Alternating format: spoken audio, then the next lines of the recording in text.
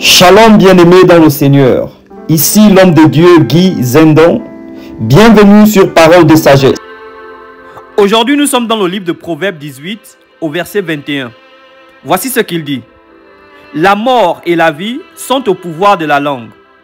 Quiconque l'aime en mangera le fruit. Oui, bien-aimé, le pouvoir de la parole. La parole est créative. Cela veut dire que tout ce que tu dis est susceptible d'arriver.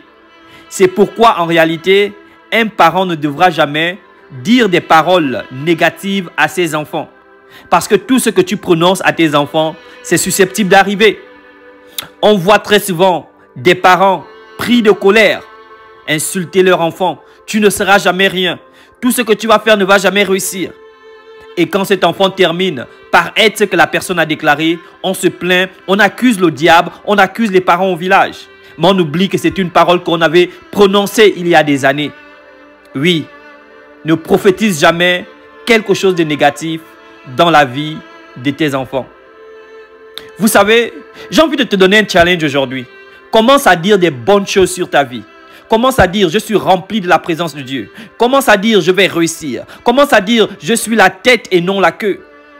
La parole de Dieu nous dit, dans le livre de Genèse, au chapitre 1, que tout était vide. Après, l'Éternel a dit que la lumière soit.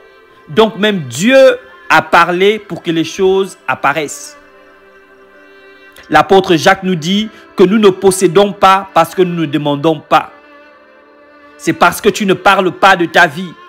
Et quand je dis parler de ta vie ici, ce n'est pas aller raconter aux gens ce que tu vas faire. Mais quand je parle de parler de ta vie ici, c'est déclarer les choses positives dans ta vie. Qu'est-ce que tu dis sur toi? Qu'est-ce que tu dis sur ton pays? Parce que ce que tu déclares, tôt ou tard, ça va arriver. Aujourd'hui, je t'appelle à avoir une pensée positive et des paroles positives. Car tout ce que vous demandez en priant, vous le recevez.